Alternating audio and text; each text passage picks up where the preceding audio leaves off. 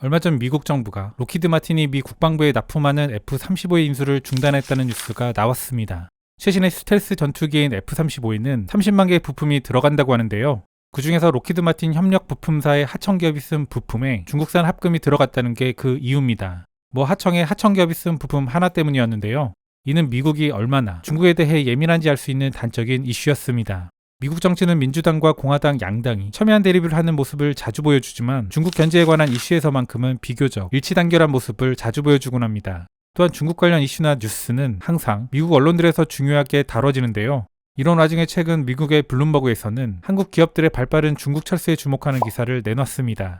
그 제목은 중국 관계 악화로 한국 거인들의 이탈을 마주하다. 외국 기업들에겐 마치 황금 광산과 같았던 중국의 매력이 줄어들면서 다국적 기업들이 이 세계 최대 소비 시장에서 자신의 미래를 고민하는 시기다. 이러한 시기, 이미 일군의 한 기업들은 출구를 향해 가고 있다. 바로 한국 기업들. 이들은 코로나19에 대한 중국의 무관여 접근 방식으로 인해 혼란을 겪은 최전선에 있다. 또한 무역전쟁으로 인한 더 높은 관세가 더해지면서 한국 기업들의 이러한 흐름은 가속화되고 있다. 한국의 유통대기업 롯데그룹은 중국 본사를 폐쇄하는 마지막 단계에 와 있으며 다른 아시아 시장으로 시야를 돌리고 있다. 서울에 기반을 둔 한국의 거대 화장품 제조업체 아모레 퍼시픽그룹. 그들은 온라인 판매를 늘리기 위해 노력하고 있지만 대유행으로 1000개 이상의 매장을 폐쇄한 것을 만회하기엔 역부족이다. 한편 삼성디스플레이와 LG전자와 같은 한국의 거대 제조기업들은 더 저렴한 중국 경쟁자들의 압박으로 인해 이미 중국의 일부 공장을 매각하거나 폐쇄하고 있다. 그들은 또한 중국의 지속적이고 집중적인 봉쇄로 인한 불확실성과 씨름했다. 한국의 산업통상자원부 산하기관인 코트라에서 상하이 및 베이징 지사를 역임했던 스캇 김 씨는 말한다. 중국은 이제 더 이상 한국의 기회의 땅이 아닙니다. 중국의 코로나 제로 정책은 너무 과하고 또한 중국 기업들이 한국 기업들을 따라잡고 있습니다.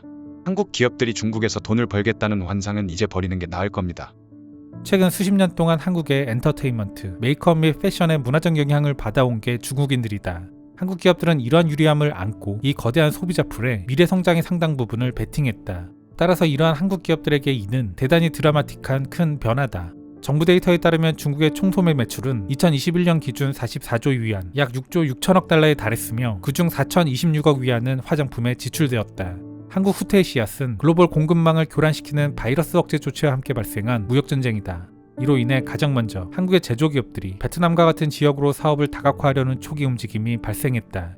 한국과 한국 기업들은 이미 지난 2017년 중국이 미국의 미사일 요격 시스템을 수용하는 데 동의한 한국에 대한 분노를 소비자 불매운동과 금지 조치로 전환했을 때 중국 시장의 불확실성을 경험했다. 미국과 한국의 긴밀한 외교 관계는 중국과의 지속적인 긴장을 유발시키는 한 가지 원인이다. 한국의 전국경제인연합회가 지난해 12월 조사한 자료에 따르면 131개 기업 중 약 86%가 지난 10년간 대중국 경영 환경이 악화됐다고 답했다. 조사에선 정치적 리스크가 가장 큰 이유로 꼽혔으며 이는 외국 기업에 대한 차별 등으로 나타난다. 여기에 미중 무역 갈등, 환경 규제 강화, 원가 상승 등도 대중국 경영 환경 악화의 원인으로 꼽았다. 한국의 산업통상자원부에 따르면 2014년 이후 한국으로 돌아온 108개 기업 중 약 80%가 중국을 떠난 기업들이었다. 한종훈 전국경제인연합회 차장은 말한다.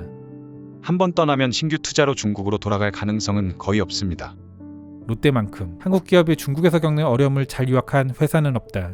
2008년 이후 이 소매 대기업은 중국에서 공격적인 확장을 거듭했다. 그러던 그들이 2017년 한국 정부에 사드로 알려진 미국의 미사일 방어 시스템을 수용할 땅을 제공하기로 합의하면서 어려움을 맞게 된다. 시스템을 위협으로 본 중국의 반발은 신속했고 그 이후 롯데의 사업은 회복되지 않았다. 롯데 관계자는 중국에서의 영업 전망에 대한 논평을 거부했다.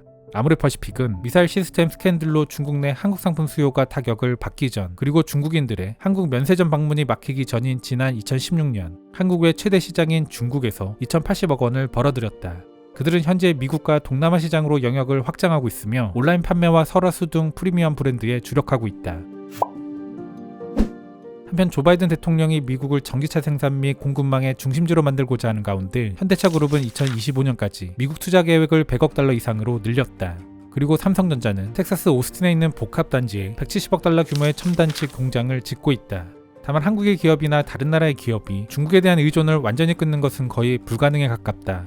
최남석 전북대 국제통상학 교수에 따르면 한국이 주도하려는 산업 중 하나가 바로 전기차 배터리다. 이에 사용되는 흑연과 같은 원자재를 포함해 한국에서 가장 필요한 수입품 228개 중 약 80%가 중국산이다.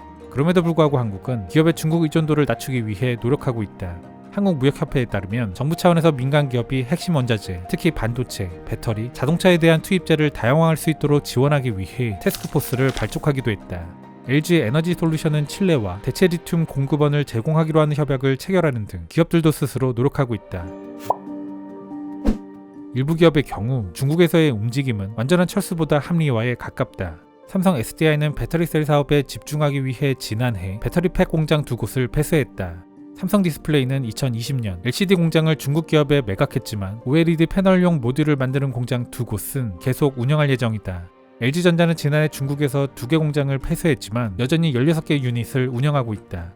다만 분명한 것은 중국이 주는 기회에 자신의 경력을 걸고 있는 박상민 씨와 같은 사업가에게는 불확실성이 지배하는 게 중국 시장이다. 그는 말한다. 무엇을 해야 할지 모르겠어요. 여기에 남을지 짐을 싸서 한국으로 돌아갈지 아직 결정할 수 없습니다. 그는 지난 20년 동안 중국에서 마케팅 및 온라인 플랫폼 사업을 해왔다. 차이나 리스크는 예측할 수 없습니다. 중국에 대한 국민 감정이 역대 가장 안 좋은 시기 중 하나가 지금이 아닐까 싶습니다. 그런데 이게 우리만의 일은 아닌데요. 다음은 미국의 독립적인 여론조사기관 퓨 리서치의 중국에 대한 비호감도에 관한 최근 조사입니다.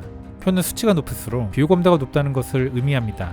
우리나라는 80%로 최상위권이긴 하지만 다른 나라들도 만만치 않고 특히 미국은 우리보다 비호감도가 높습니다. 전체적으로 최근일수록 주요국의 대중국 비호감도는 꾸준히 그리고 상당히 높은 수준으로 올라가고 있는 걸 확인하실 수 있는데요. 조사에 따르면 시결 데이터를 사용할 수 있는 18개 조사 대상 국가 중 작년에 비해 비호감도가 낮아진 국가는 벨기에가 유일합니다. 근데 이런 호불호의 감정을 떠나 냉정하게 비즈니스적으로만 봐도 중국 시장은 불확실성이 가득한 시장이 되어버린 것 같습니다. 비즈니스에서 가장 나쁜 건 불경기가 아니라 불확실성이라고 하죠. 기업은 기본적으로 돈이 되는데 감정적 이유로 떠나지는 않습니다.